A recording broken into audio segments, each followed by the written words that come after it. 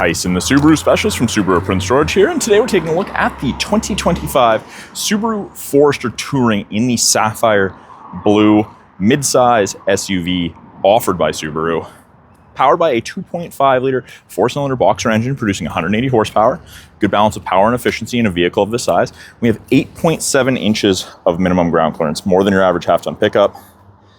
This is our mid-level trim, the Touring is. So a step above the Convenience, a step below the Sport and the Limited. This is the first trim level where you get backup sensors integrated into the rear bumper, and they'll actually apply the brakes if it thinks you're gonna hit something in reverse between speeds of 1 and 15 kilometers an hour.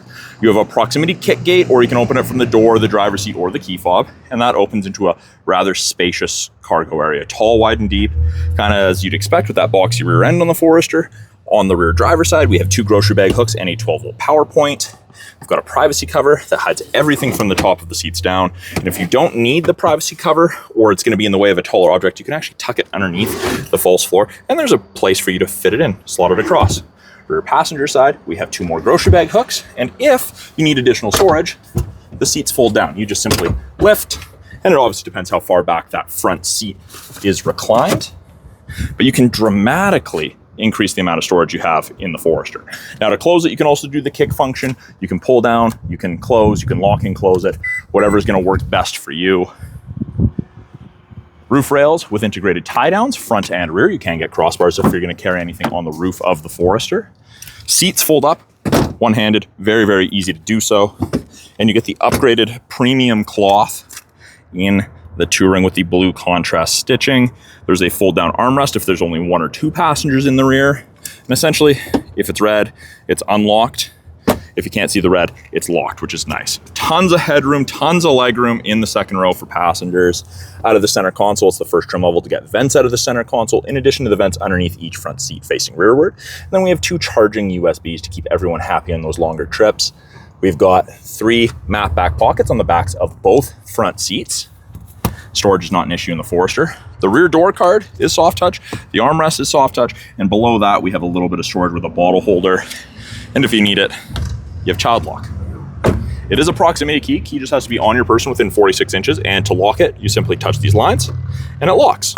Wait a second. There's a small audible chime. Your hazards will flash.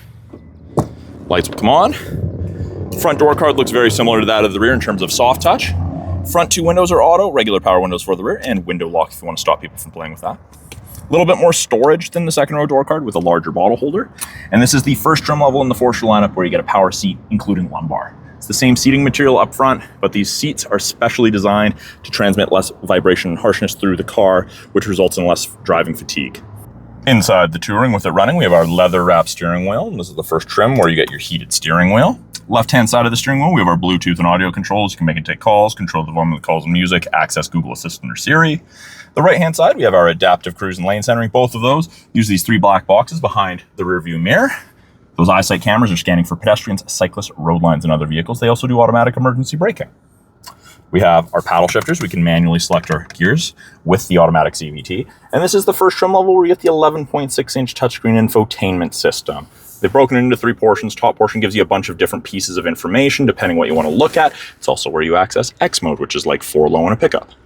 Main portion of the screen, we've got physical volume and tuning knobs, radio, media, and phone tiles. Under apps, we have wireless Android Auto and Apple CarPlay, and you do gain access to the My Subaru app after the vehicle's registered in your name. When you put it in reverse, the backup camera pops up. Rear assist braking's on, parking sensors are on, you can see the top of the bumper, and you can clean the backup camera from inside the vehicle, which is the best thing ever. Below that, we've got our climate controls. It is dual function, goes up or down in 0.5-degree increments, or we can touch on the screen and it brings up our menu. You can sync, you can click, you can drag, control where you want your airflow being directed, if you want AC, recirc on, all of that. At the bottom, we've got our fan shrink buttons, and then we have our 3 stages of heated seat for both the driver and passenger, easily accessible. Below that, we've got our connectivity, our 2 USBs, auxiliary, and our wireless device charger. The automatic CVT with the manual mode, and then we've got things like our park brake and our 12-volt power point. Up top, auto-dimming rear view mirror, so that means there's no switch to flick if someone's got their brights on behind you. And then we do have a panoramic sliding sunroof that does extend into the second row. That is a quick look at the 2025 Subaru Forester Touring in the Sapphire Blue, and you can find that down here at the corner of 1st and Victoria, Subaru of Prince George.